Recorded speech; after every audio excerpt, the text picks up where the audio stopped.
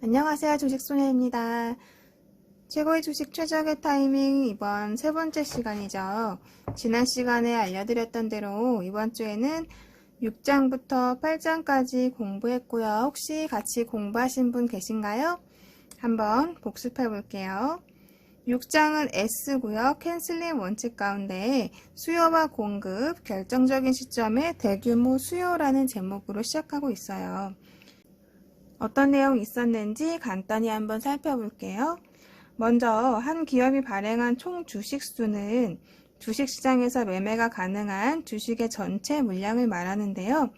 여기서 대주주 등이 보유하고 시장에 내놓지 않은 주식을 차감한 물량을 유통 물량이라고 해요. 최고 경영진이 많은 주식을 보유하고 있는 기업은 그만큼 자기 회사 주식에 애착을 갖고 있다는 뜻이므로 투자의 긍정적인 요소라고 할 수 있고요. 또 우리가 기업을 발굴할 때 창조적 기업가 정신을 가진 경영진을 찾아야 하는데 신제품과 새로운 서비스는 혁신적이면서 창조적인 기업가로부터 나오기 때문이라고 해요. 또 이와는 대조적으로 설립한 지 오래된 큰 기업은 획기적인 신제품을 내놓았다고 해도 이 제품의 매출이 회사 전체 매출에서 차지하는 비중이 너무 적기 때문에 주가에 큰 영향을 주지 못할 수도 있습니다. 또한 자사주를 매입하는 기업에 주목해야 하는데 자사주 매입은 주식시장에서 유통되는 주식수를 줄이기 때문에 결국 순이익이 늘어날 것으로 예상되기 때문입니다. 또한 부채 비율이 낮은 기업을 찾아야 하는데 최근 2, 3년간 부채를 상환해서 부채 비율을 크게 낮춘 기업이 있다면 이자 비용의 감소만으로도 주당 순이익이 상당히 증가할 것으로 볼 수 있습니다. 또 수요와 공급을 가늠할 수 있는 가장 좋은 방법은 매일의 거래량을 살펴보는 건데요. 주가가 후퇴하고 있을 때는 거래량이 말라붙어 버리는 게 바람직한데 그러면 더 이상 강한 매도 압력이 없다는 의미입니다. 반면에 주가가 상승세를 탈 때는 거래량이 증가하는 게 좋은데 이것은 개인 투자자가 아닌 기관 투자자의 매수를 반영하기 때문이라고 해요. 또 어느 종목이 모양을 형성한 뒤에 매수 지점을 돌파할 때는 거래량이 평균보다 40에서 50% 이상 증가하는 걸 확인해야 합니다. 또 어느 종목이든 주가 차트를 분석할 때는 그 주식의 주가가 하락하면서 새로운 모양을 형성하기 시작해 마침내 모양을 완성했다고 생각하는 순간까지 매주 자세하게 관찰해야 하는데요. 이번 주에는 주가가 얼마나 등락했으며 지난주와 비교해 거래량은 얼마나 증감했는지도 확인해 봐야 합니다. 이어서 7장을 볼게요. 7장은 캔슬링 원칙 가운데 알파벳 L이고요.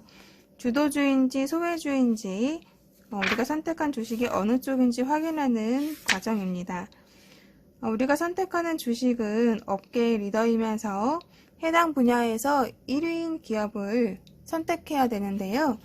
이 1위 기업은 반드시 규모가 가장 크다든가 브랜드가 가장 잘 알려진 회사가 아니라 분기순이익과 연간순이익 증가율이 가장 높고 자기자본 이익률이 제일 높으며 판매 마진폭이 가장 여유있고 매출액이 폭발적으로 증가하고 있으며 주가 움직임도 가장 역동적인 기업을 말하고 있어요. 이런 기업이 생산하는 제품과 서비스는 다른 회사의 것보다 뛰어나기 때문에 경쟁업체의 시장 점유율을 빼앗아 올 수 있게 되는 거고요. 그리고 우리의 포트폴리오 중에서 손실을 보고 있는 주식은 계속 보유하고 수익이 난 종목은 팔아버리는 경향이 있는데 이것은 손실을 늘리는 투자 습관임을 지적하고 있어요. 반대로 떨어지는 주식을 먼저 팔고 수익률이 좋은 주식은 좀 더 보유하라고 말하고 있습니다. 또한 주식을 매수할 때는 반드시 다음 두 가지를 확인해야 되는데요. 우선 그 주식이 적절한 기간 동안 확실하게 모양을 만들어냈는지 확인해야 하고요. 두 번째는 정확한 매수 지점, 즉 분기점에 매수하는 것인지 살펴봐야 합니다. 이어지는 8장을 볼게요. 캔슬링 원칙 가운데의 알파벳 I고요.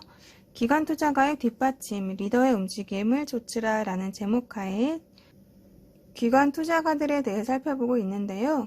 기관 투자가들은 예를 들면 뮤추얼 펀드와 연기금 펀드, 헤지펀드, 보험회사, 대형 투자 자문사, 은행 신탁부문, 자치단체, 자선기관, 교육기관 등을 말하고 있어요.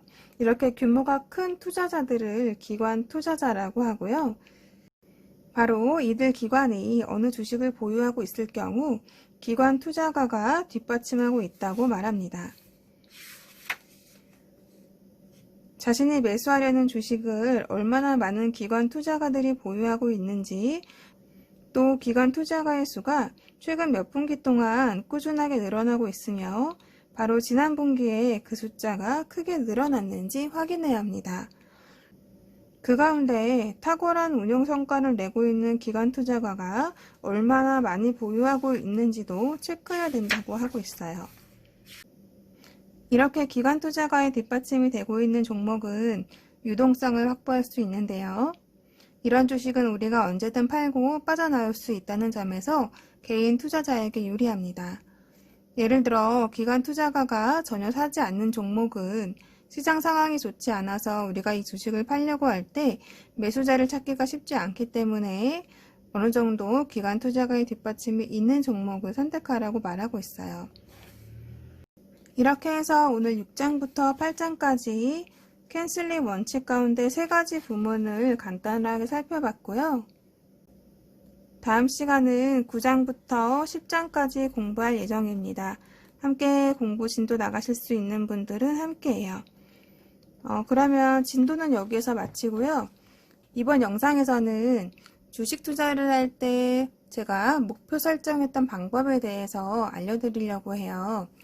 그동안 공부와 투자를 병행하면서 개인적으로 찾은 방법인데요. 목표 설정을 어떻게 해야 하는지 고민하셨던 분들께 도움이 되었으면 좋겠습니다.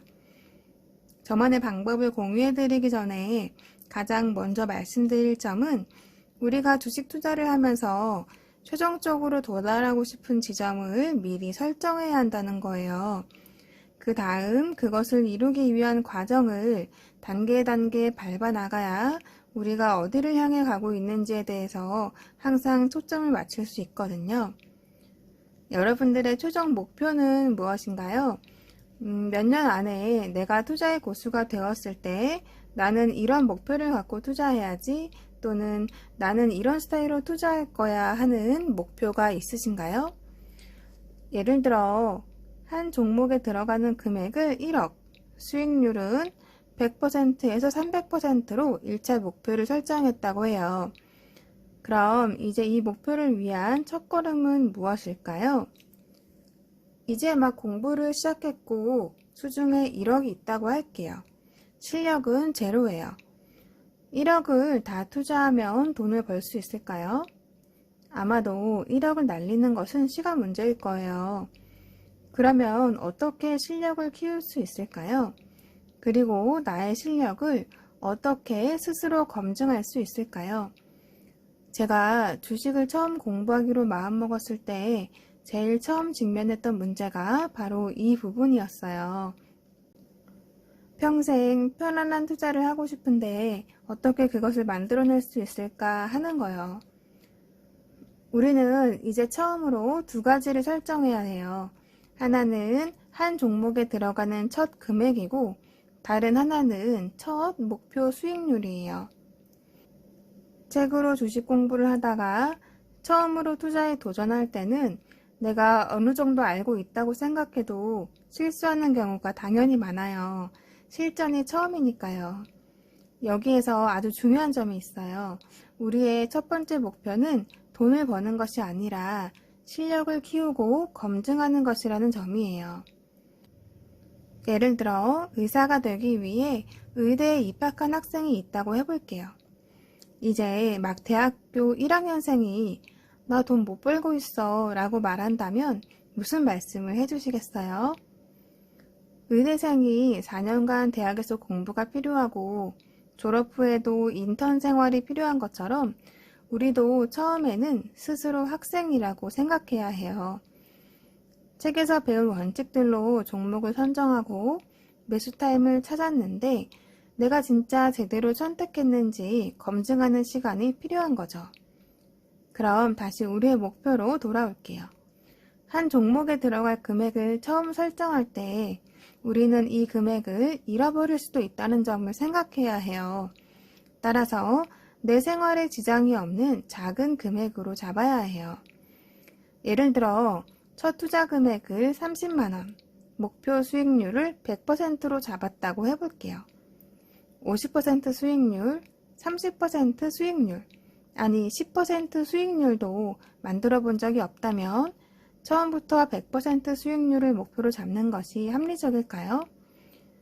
또 나의 실력이 검증되기까지는 투자 금액을 작게 잡을 수밖에 없는데 30만원 투자해서 30만원 벌자고 100% 수익률이 될 때까지 인내할 수 있을까요?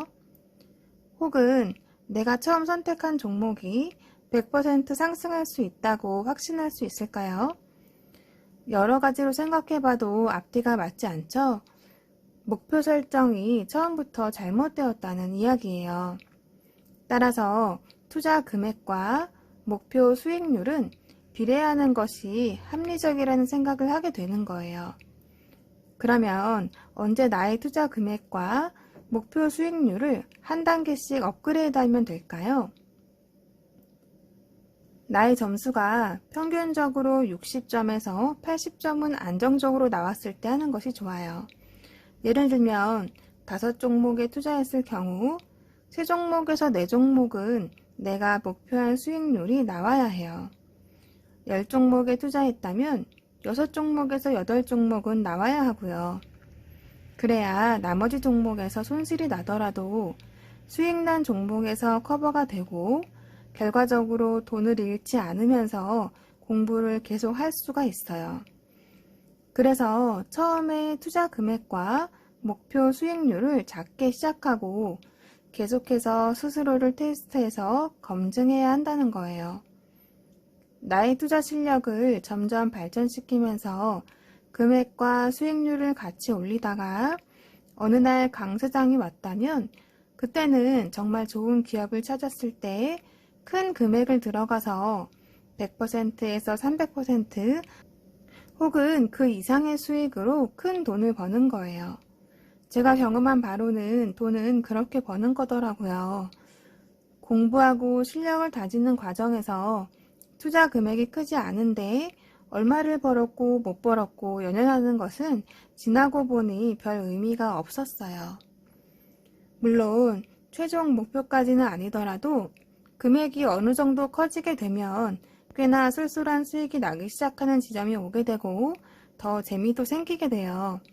하지만 초기에 나의 라이프 스타일이 크게 달라지는 금액이 아직 아닌데 자꾸 수익에 연연하게 되다 보면 내가 지금 무엇을 향해 가고 있는지 종종 잊어버리게 되더라고요. 실력이 생기면 수익은 따라옵니다. 우리 같이 실력을 키우는 데 집중해요. 오늘 영상은 여기까지고요. 그러면 한 주 동안 공부도 투자도 모두 화이팅 하시고요. 건강관리도 잘 하시길 바랍니다. 그럼 다음 영상에서 또 만나요. 모두 안녕!